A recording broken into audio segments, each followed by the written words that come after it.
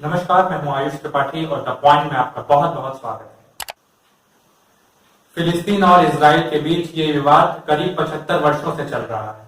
ये विवाद न सिर्फ जमीन को लेकर है, बल्कि ये दो विचारधाराओं, दो धर्मों और दो संस्कृतियों से जुड़ा हुआ है। आज भले ही आप फिलिस्तीन के आतंकी संगठन हमास और इजराइल के बीच एक बड़ी जंग देख रहे हैं, लेकिन आपका ये समझना बहुत जरूरी है कि ये विवाद केवल अल अक्सा या जमीन के कब्जे को लेकर नहीं है, बल्कि ये दो समुदायों के बीच होने वाला एक ऐतिहासिक विचार युद्ध भी है, जिसमें पिछले कई दशकों से हथियारों का इस्तेमाल हो रहा है। इस्लाम, ईसाई और यहूदी, इन तीनों ही धर्मों के लिए जेरूसलम एक पवित्र शहर है। जिस जमीन को अरब देश फिलिस्तीन कहते हैं, उसी को यहूदी समुदाय इजराइल कहता है। हालांकि ऐतिहासिक रूप से देखें तो यहूदी मान्यता के अनुसार आज से 3000 वर्ष पहले यहूदियों ने जेरूसलम में अपना एक सोलोमन टेम्पल बनाया था। ये वही जगह है जहां आज के वक्त में अल अक्सा मस्जिद है। करीब 2000 वर्ष पहले ईसाई धर्म अस्तित्व में आया था और धीरे धीरे पूरा क्षेत्र रोमन साम्राज्य के अधीन हो गया। ईसा मसीह के जन्म के 135 वर्ष बाद रोमन शासक हेड्रियन ने ईसाइयों पर हमला किया था, उससे यहूदियों को वहां से भगा दिया था। इस युद्ध के करीब 500 वर्षों बाद अरब ने इस्लाम धर्म अस्तित्व में आया था। इस्लाम के अस्तित्व में आने के अगले 50 वर्षों के अंदर ही पूरे इजराइल पर उमैद खिलाफत का शासन हो गया था। फिर इसके बाद 16वीं से 20वीं शताब्दी तक ये क्षेत्र उस्मानिया सल्तनत के अधीन रहा। ऐतिहासिक तथ्यों में ये बात पता चलती है कि जिस क्षेत्र को अरब देश फिलिस्तीन बताते हैं, वो क्षेत्र दरअसल इस्लाम के अस्तित्व में आने के पहले से ही यहूदी और ईसाई धर्म से जुड़े लोगों का रहा है। हालांकि समय बदला तो युद्ध के बाद इस क्षेत्र पर अधिकार की स्थिति भी बदल गई। यहूदी से ईसाई, ईसाई से इस्लाम, इस्लाम धर्म के लोग इस क्षेत्र पर अपना कब्जा बताते थे। लेकिन आधुनिक इतिहास को खंगालने के बाद पता चलता है कि पहले विश्व युद्ध के बाद इस क्षेत्र पर कब्जे की स्थिति फिर बदल गई थी। यानी जिस क्षेत्र पर उस्मानिया सल्तनत चलती थी या फिर टर्की का शासन चलता था, वो पहले विश्व युद्ध के बाद बदल दिया गया था। दरअसल वर्ष 1914 में पहले विश्व युद्ध में टर्की हार गया था। इस युद्ध के बाद वर्ष 1918 से ये पूरा इलाका ब्रिटेन के प्रभाव में आ गया था।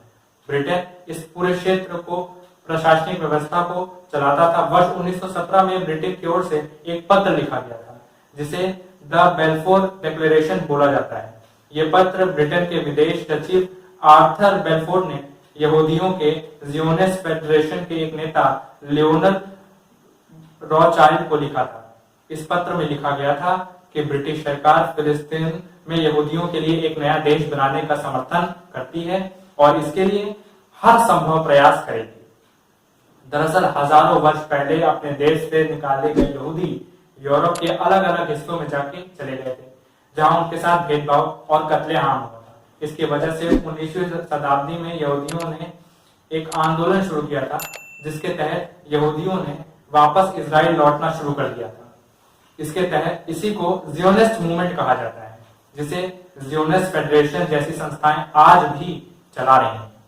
वर्ष 1930 के दशक में जब जर्मनी के अंदर हिटलर और नाजी पार्टी का शासन आया, तो जर्मनी और यूरोप के बीच में यहूदियों का दमन चरम पर पहुंच गया। इसीलिए यूरोप के बड़े पैमाने पर यहूदियों ने जियोनिस्ट मूवमेंट के तहत ही इजराइल का तेजी से रुख करना शुरू कर दिया था। यहूदियों को लगा कि जब तक उनका खुद का देश नहीं होगा, तब तक उनका दमन यूं ही चलता रहेगा। इसीलिए वो जल्दी से जल्दी अपनी ऐतिहासिक धरती पर आना चाहते थे। जब दुनिया भर के यहूदी इजराइल लौटने लगे, तब इस क्षेत्र में मौजूद फिलिस्तीनी नागरिकों ने इसको लेकर नाराजगी तो थी, लेकिन वो उनके यहाँ आने के विरोध में नहीं थे। दरअसल उस दौर में जो यहूदी यहाँ आते थे, वो यहाँ के फिलिस्तीनी नागरिकों के से जमीनी खरीद के बस रहे थे। जो फिलिस्तीनी नागरिक यहूदियों को जमीनों पर जमीन बेच रहे थे, वो आमतौर पर यहूदियों के आने का विरोध नहीं करते थे। दूसरे विश्व युद्ध में जब यहूदियों का बड़े पैमाने पर नरसंहार शुरू हुआ, हिटलर की नाजी सेना ने 6 लाख से ज्यादा यहूदियों का कत्लेआम कर दिया। तब दुनिया के अन्य देशों में यहूदियों को लेकर सहानुभूति पैदा होने लगी, जिसकी वजह से 1945 में दूसरा विश्व युद्ध खत्म होने के बाद यहूदियों ने अलग देश की मांग उठने लगी। उस वक्त फिलिस्तीन में बड़ी संख्या में यहूदी रहते थे। ऐतिहासिक तौर पर ये जमीन यहूदी समुदाय से जुड़ी थी। तो संयुक्त राष्ट्र ने इस पूरे क्षेत्र को फिलिस्तीन और इजराइल नाम के दो देशों में बांट दिया। ब्रिटेन और फ्रांस के संयुक्त राष्ट्र में इसका प्रस्ताव रखा था। ये प्रस्ताव संयुक्त राष्ट्र में पारित भी हो गया था, जिसके साथ ही वर्ष 1948 में इजराइल अस्तित्व में आ गया था। यहूदी समुदाय ने संयुक्त राष्ट्र का ये प्रस्ताव मान लिया था, लेकिन यहाँ एक नए विवाद का दौर शुरू हो गया था, जो आज तक जारी है। यहूदियों ने संयुक्त राष्ट्र की बात मान ली थी, लेकिन अरब देशों ने ऐसा करने से साफ इनकार कर दिया था। 14 मई 1948 को यहूदी नेता इजराइल की घोषणा करी थी। इजराइल बनने के अगले ही दिन मिस्र, जॉर्डन, सीरिया और इराक ने इजराइल पर हमला बोल दिया। वर्ष 1948 से 1949 तक चले इस युद्ध में इजराइल ने सभी अरब देशों को हरा दिया था। इसमें इजराइल ने जीत के बाद फिलिस्तीन के कुछ जमीन पर भी कब्जा कर लिया था।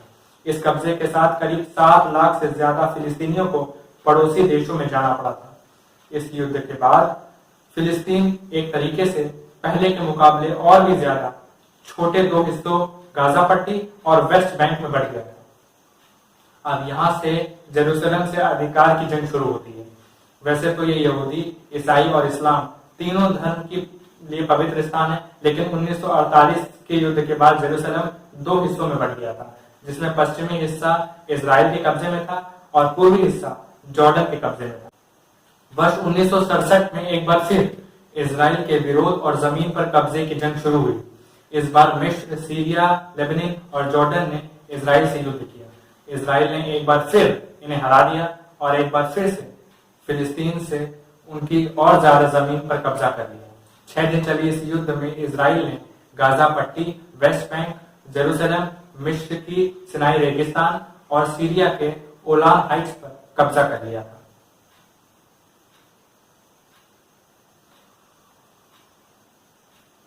अरब देश एक के बाद एक युद्ध हारते गए और इजराइल जीत के नाम पर के तौर पर जमीन से जमीन कब्जा करता गया। अब अरब देशों को यह बात समझ आ गई कि इजराइल से सीधे युद्ध नहीं जीता जा सकता, इसलिए वर्ष 1970 के दशक में फिलिस्तीन के लोगों के हक में एक बार फिर आवाजें उठना शुरू हुई। इस बार यासिर अराफत के अगुवाई में फतेह जैसी संगठनों ने पीएलओ यानी पैलेस्टीन लिबरेशन ऑर्गेनाइजेशन बनाया। पीएलओ ने इजराइल पर कई हमले किए। यह संगठन ने इजराइल के दूतावासों, हवाई जहाजों और खिलाड़ियों को निशाने पर लिया। करीब 2 दशकों तक ये युद्ध चलता रहा। हालांकि 1993 में पीएलओ के नेता यासिर अराफत और इजराइल के तत्कालीन प्रधानमंत्री इतिसार राफत ने शांति समझौते पर हस्ताक्षर किए।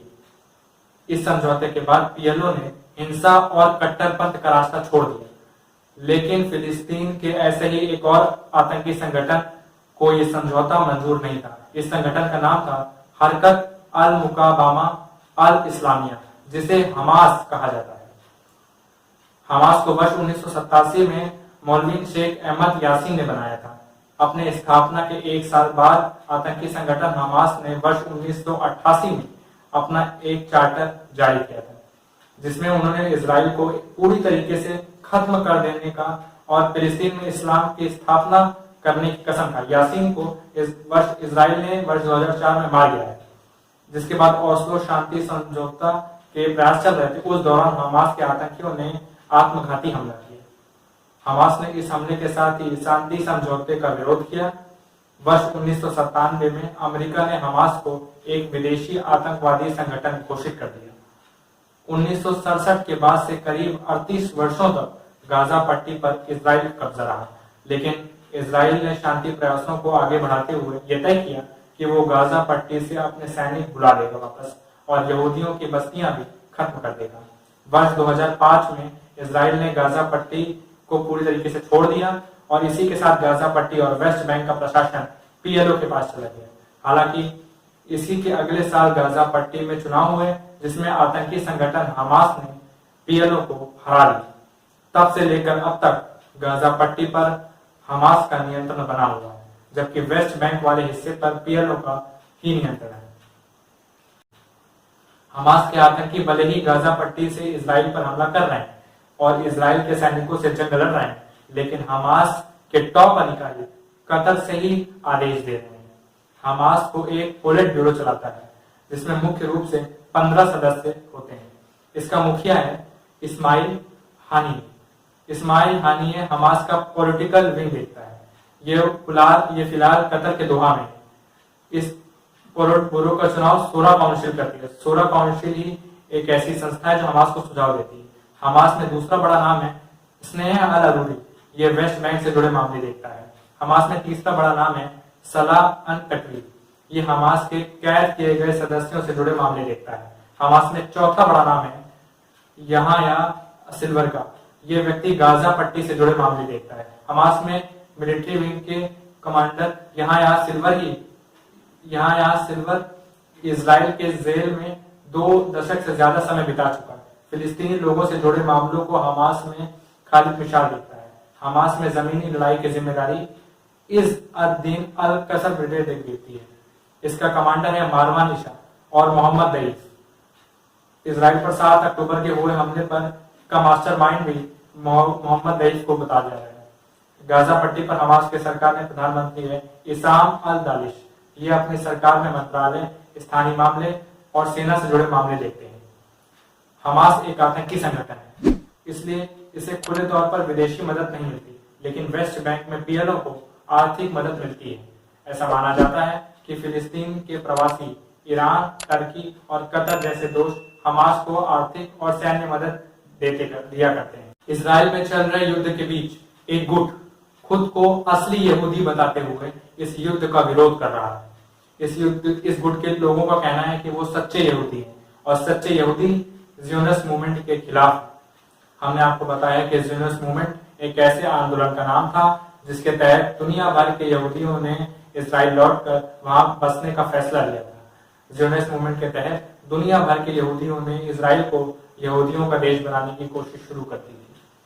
ऐसे यहूदी जो एक देश जाते थे उन्हें आगे चल के ज़ियोनिस्ट कहा जाने लगा था, जबकि इससे अलग विचार रखने वाले यहूदी, ऐसे यहूदी जिनके हिसाब से इस किसी यहूदी देश की जरूरत नहीं थी, वो लोग खुद को असली यहूदी कहने लगे। ये लोग इजराइल और फिलिस्तीन के आतंकी संगठन हमास के बीच चल रहे युद्ध का विरोध कर रहे हैं। युद्ध विरोधी इस यहूदी गुट का मानना है कि उनकी धार्मिक किताब तोरा में यहूदियों को एक अलग देश बनाने की मनाही है। उनका मानना है कि यहूदी इजराइल वापस लौट सकते हैं, लेकिन यहूदियों को अलग देश बनाने की मनाही है।